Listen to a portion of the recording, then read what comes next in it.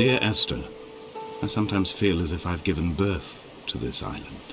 Somewhere between the longitude and latitude, a split opened up, and it beached remotely here. No matter how hard I correlate, it remains a singularity, an alpha point in my life that refuses all hypothesis.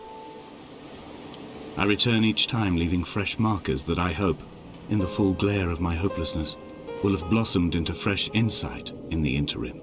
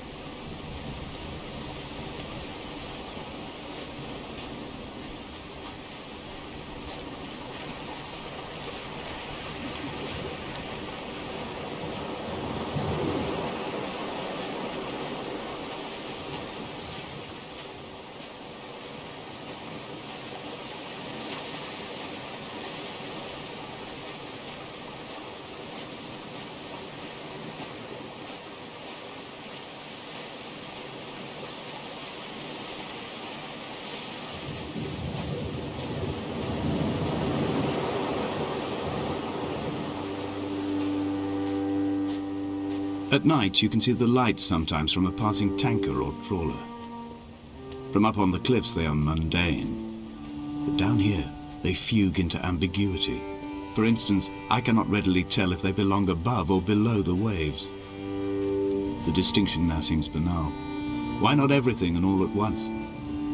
There's nothing better to do here than indulge in contradictions whilst waiting for the fabric of life to unravel.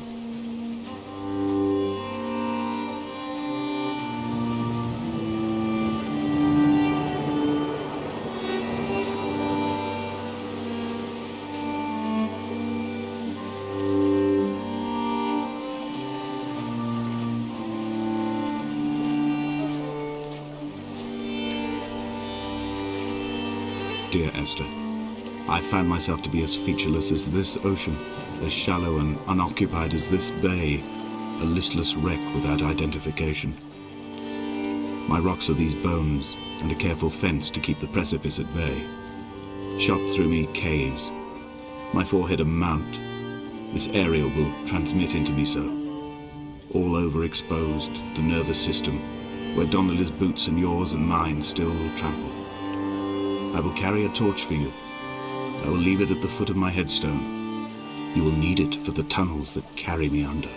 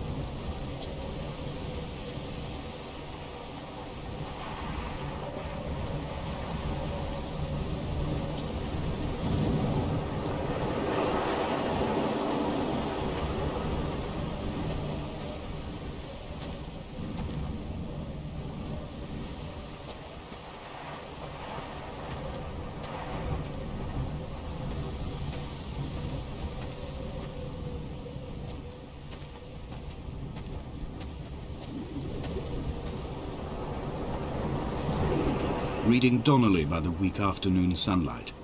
He landed on the south side of the island, followed the path to the bay and climbed the mount. He did not find the caves, and he did not chart the north side. I think this is why his understanding of the island is flawed, incomplete. He stood on the mount and only wondered momentarily how to descend. But then, he didn't have my reasons.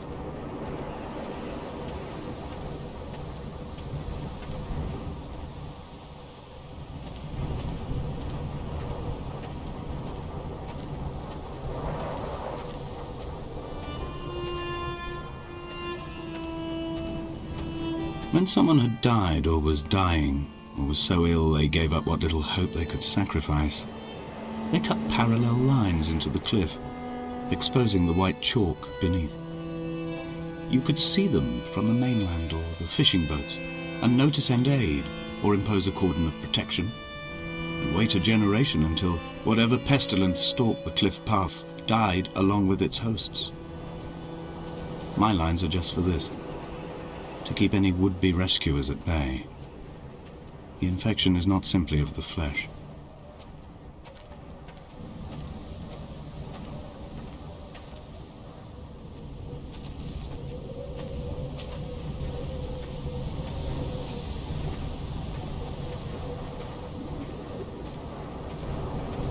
We are not like Lot's wife, you and I. We feel no particular need to turn back. There's nothing to be seen if we did. No tired old man parting the cliffs with his arms. No gifts or Bibles laid out on the sand for the taking. No tides turning or the shrieking gulls overhead. The bones of the hermit are no longer laid out for the taking. I have stolen them away to the guts of this island, where the passages all run to black, and where we can light each other's faces by their strange luminescence.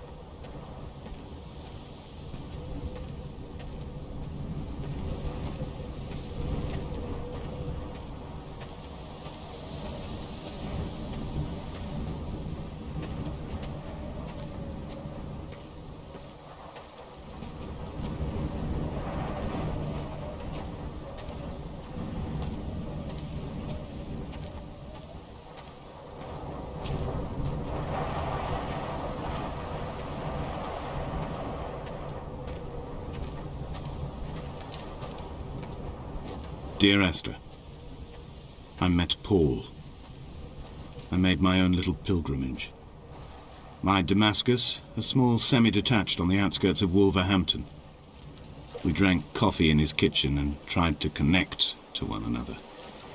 Although he knew I hadn't come in search of an apology, reason or retribution, he still spiraled in panic, thrown high and lucid by his own dented bonnet. Responsibility had made him old. Like us, he'd already passed beyond any conceivable boundary of life.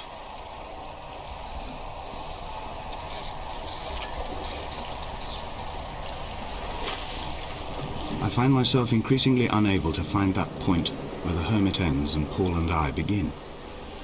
We are woven into a sodden blanket, stuffed into the bottom of a boat to stop the leak and hold back the ocean. My neck aches from staring up at the aerial. It mirrors the dull throb in my gut where I am sure I've begun to form another stone. In my dreams, it forms into a perfect representation of Lot's wife, head over her shoulder, staring along the motorway at the approaching traffic in a vacuum of fatalistic calm.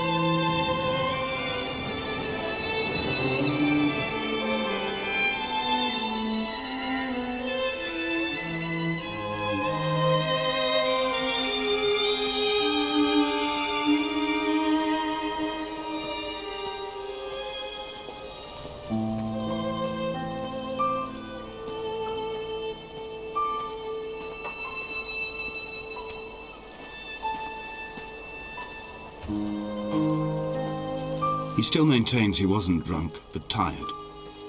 I can't make the judgment or the distinction anymore. I was drunk when I landed here, and tired too. I walked up the cliff path in near darkness and camped in the bay where the trawler lies beached. It was only at dawn that I saw the bothy and decided to make my temporary lodgings there. I was expecting just the aerial and a transmitter stashed in a weatherproof box somewhere on the mount. It had an air of uneasy permanence to it. Like all the other buildings here, erosion seems to have evaded it completely.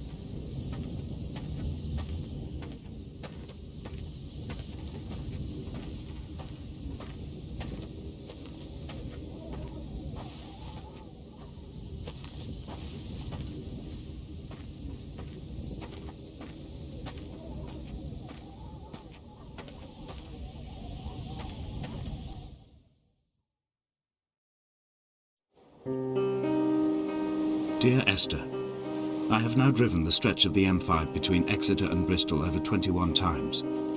But although I have all the reports and all the witnesses, and have cross-referenced them within a millimetre using my ordnance survey maps, I simply cannot find the location. You'd think there would be marks to serve as some evidence. It's somewhere between the turn-off for Sanford and the welcome brake services. But although I can always see it in my rear-view mirror, I have as yet been unable to pull ashore.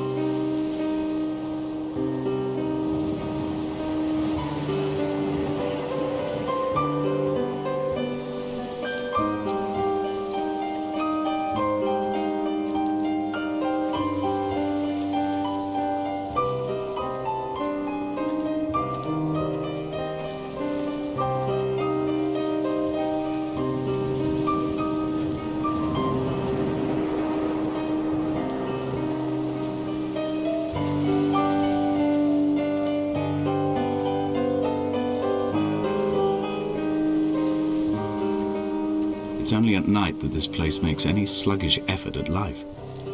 You can see the buoy and the aerial. I've been taking to sleeping through the day in an attempt to resurrect myself. I can feel the last days drawing upon me. There's little point now in continuation. There must be something new to find here. Some nook or some cranny that offers a perspective worth clinging to. I've burnt my bridges. I've sunk my boats and watched them go to water.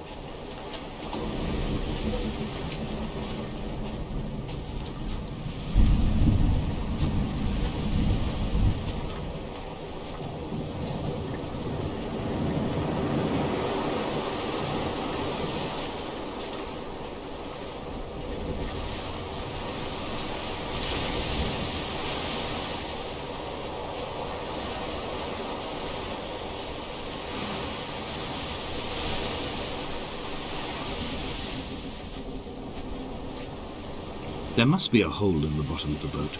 How else could new hermits have arrived?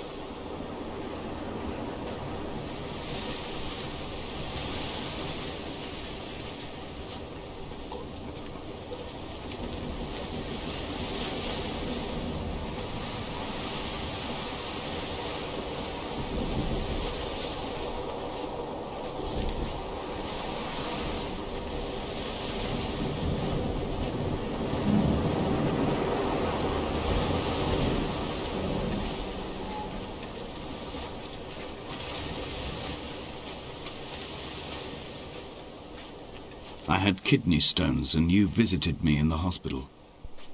After the operation, when I was still half submerged in anesthetic, your outline and your speech both blurred.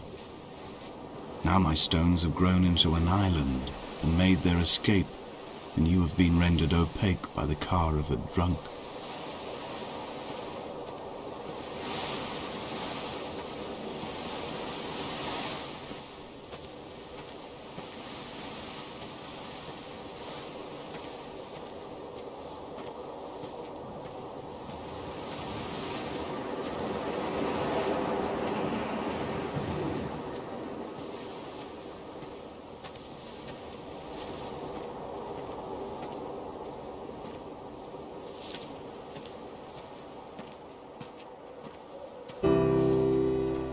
I've begun my ascent on the green slope of the western side. I've looked deep into the mountain from the shaft and understood that I must go up and then find the way under. I will stash the last vestiges of my civilization in the stone walls and work deeper from there. I'm drawn by the aerial and the cliff edge. There is some form of rebirth waiting for me there.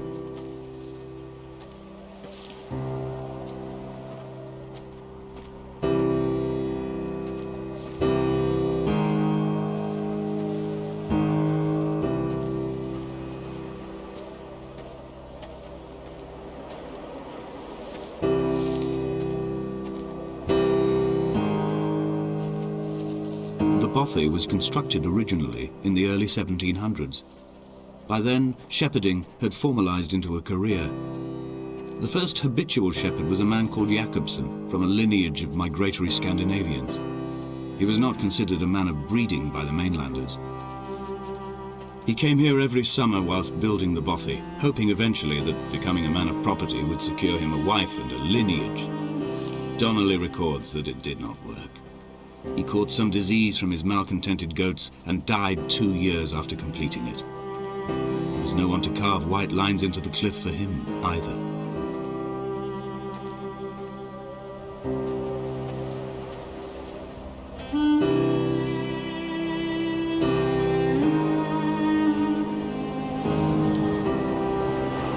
Inventory. A trestle table we spread wallpaper on in our first home. A folding chair. I laughed at you for bringing camping in the lakes. I was uncomfortable later and you laughed then. This diary, the bed with the broken springs. Once asleep you have to remember not to dream. A change of clothes, Donnelly's book stolen from Edinburgh Library on the way here. I will burn them all on the last morning and make an aerial of my own.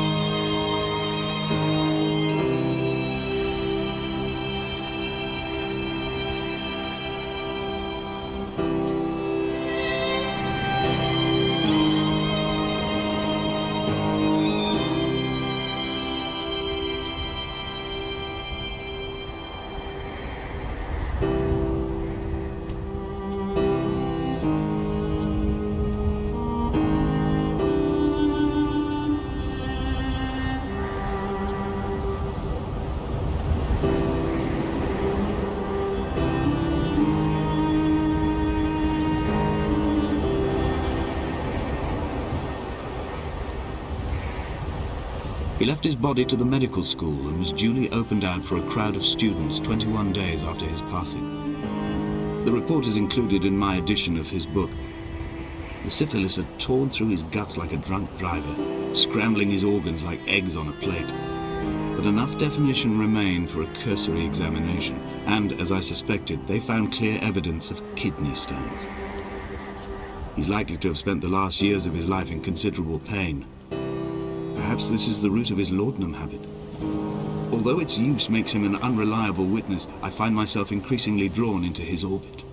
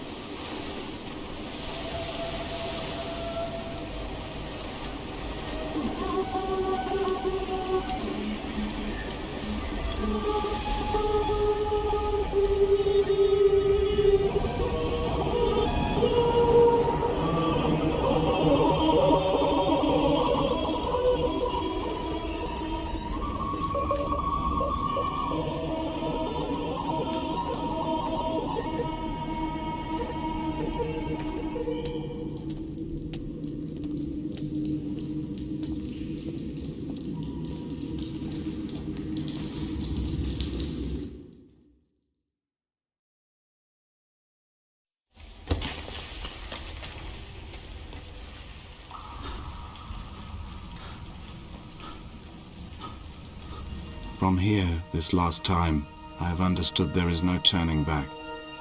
The torch is failing along with my resolve. I can hear the singing of the sea creatures from the passages above me, and they are promising the return of the gulls.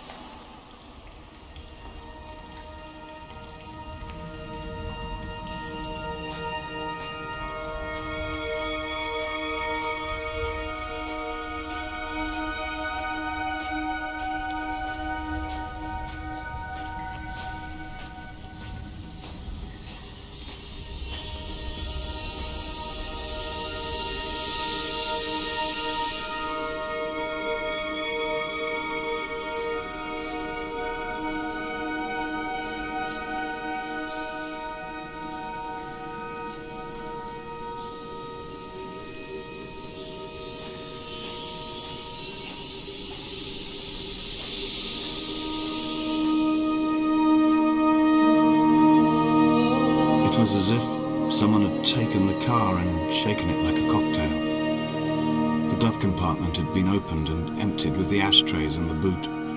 It made for a crumpled museum, a shattered exhibition.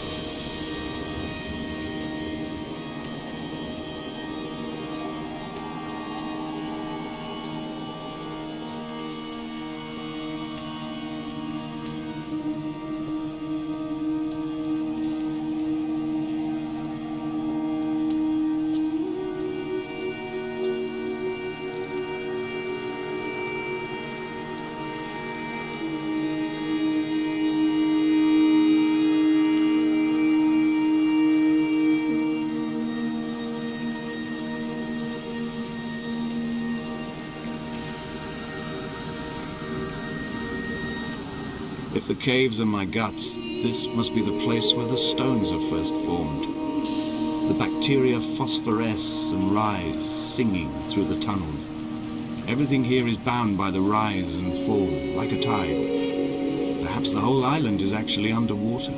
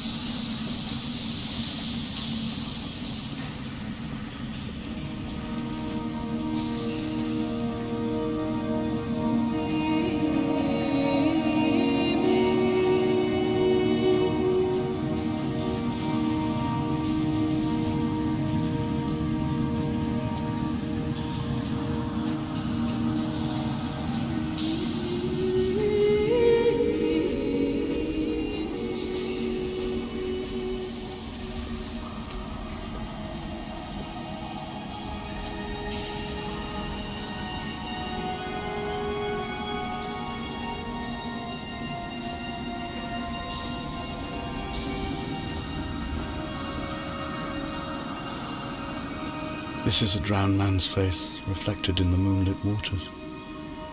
It can only be a dead shepherd who has come to drunk drive you home.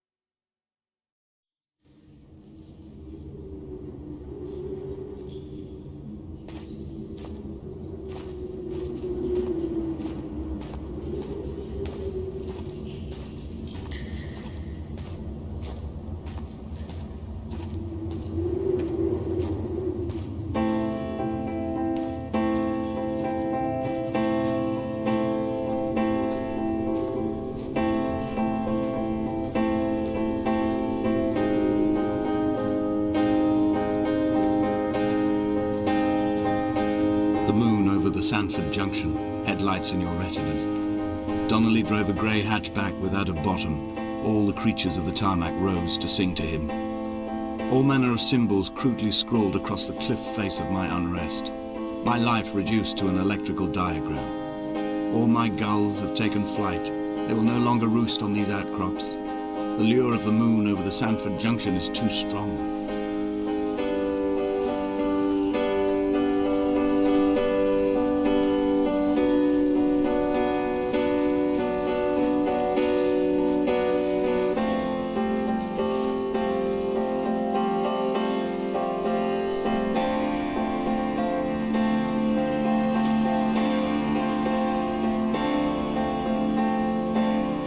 We shall begin to assemble our own version of the North Shore. We will scrawl in dead languages and electrical diagrams and hide them away for future theologians to muse and mumble over. We will send a letter to Esther Donnelly and demand her answer.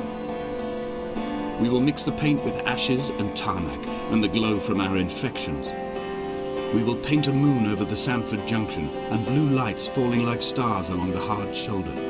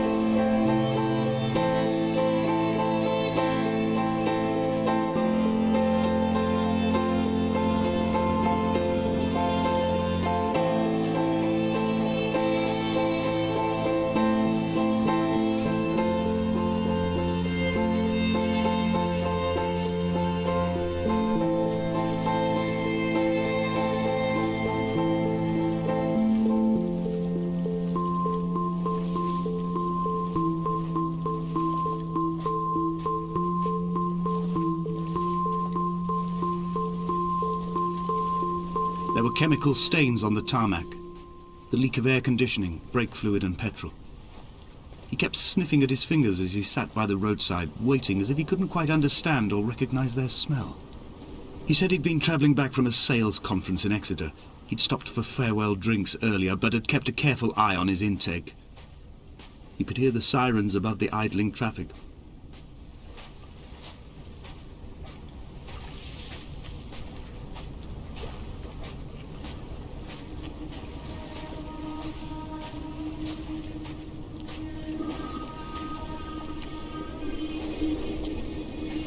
From here, I can see my armada.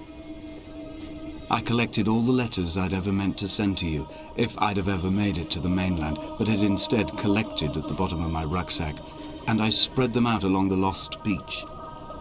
Then I took each and every one, and I folded them into boats. I folded you into the creases, and then, as the sun was setting, I set the fleet to sail. Shattered into 21 pieces, I consigned you to the Atlantic, and I sat here until I'd watched all of you sink.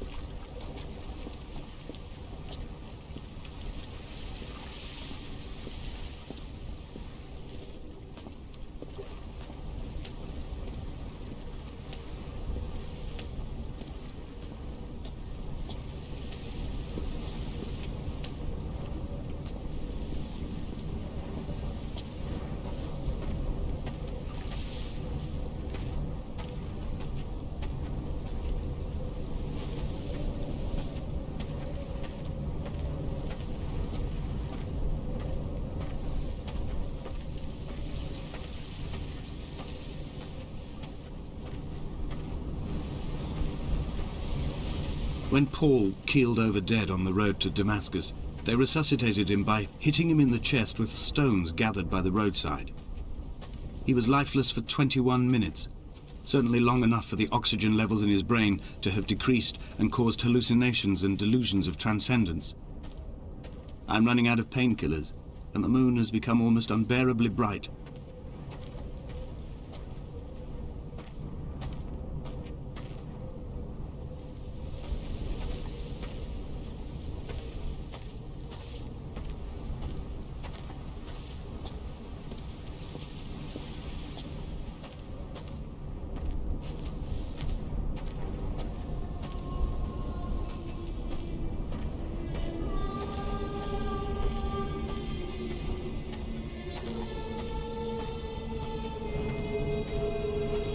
I've begun my voyage in a paper boat without a bottom. I will fly to the moon in it. I've been folded along a crease in time, a weakness in the sheet of life. Now you've settled on the opposite side of the paper to me. I can see your traces in the ink that soaks through the fiber, the pulped vegetation. When we become waterlogged and the cage disintegrates, we will intermingle. When this paper aeroplane leaves the cliff edge and carves parallel vapor trails in the dark, we will come together.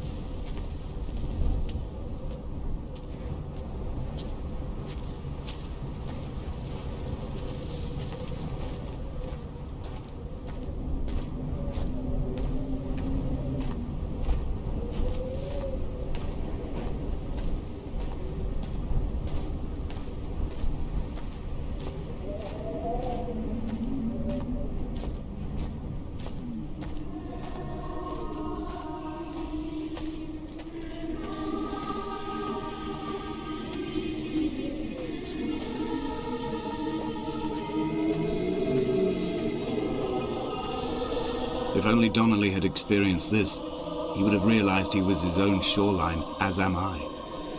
Just as I am becoming this island, so he became his syphilis, retreating into the burning synapses, the stones, the infection.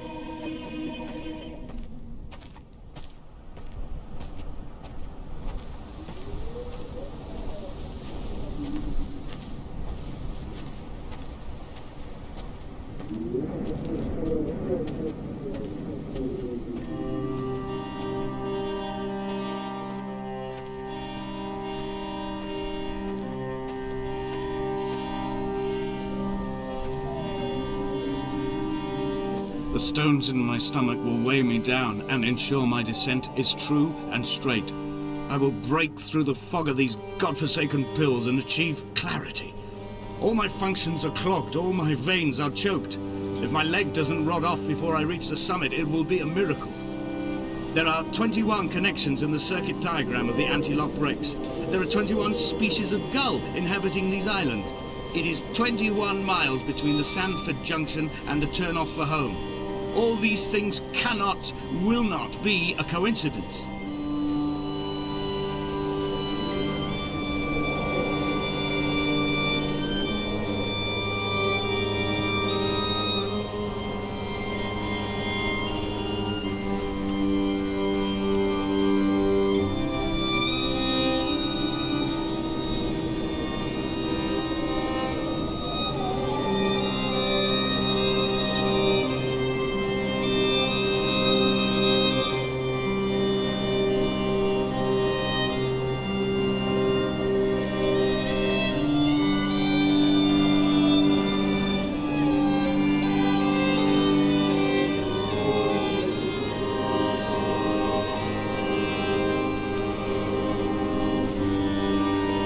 Dredged these waters for the bones of the hermit, for the traces of Donnelly, for any sign of Jakobson's flock, for the empty bottle that would incriminate him. I have scoured this stretch of motorway 21 times, attempting to recreate his trajectory. The point when his heart stopped dead and all he saw was the moon over the Sanford Junction.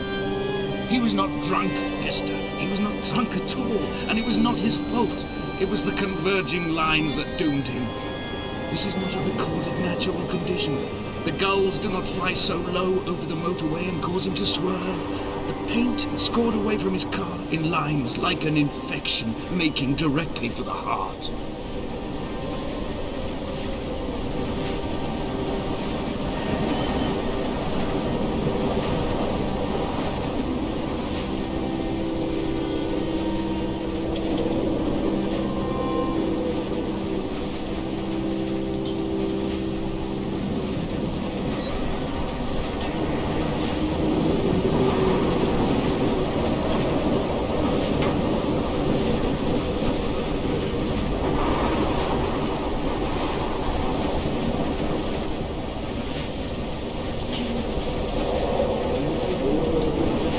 Twin vapor trails in the air, white lines etched into these rocks.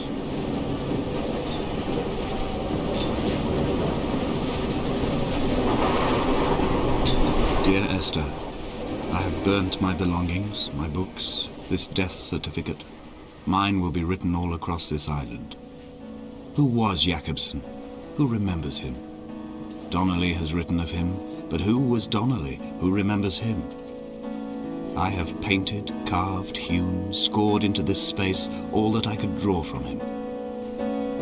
There will be another to these shores to remember me. I will rise from the ocean like an island without bottom, come together like a stone, become an aerial, a beacon, that they will not forget you. We have always been drawn here. One day the gulls will return and nest in our bones and our history. I will look to my left and see Esther Donnelly flying beside me. I will look to my right and see Paul Jakobsen flying beside me. They will leave white lines carved into the air to reach the mainland, where help will be sent.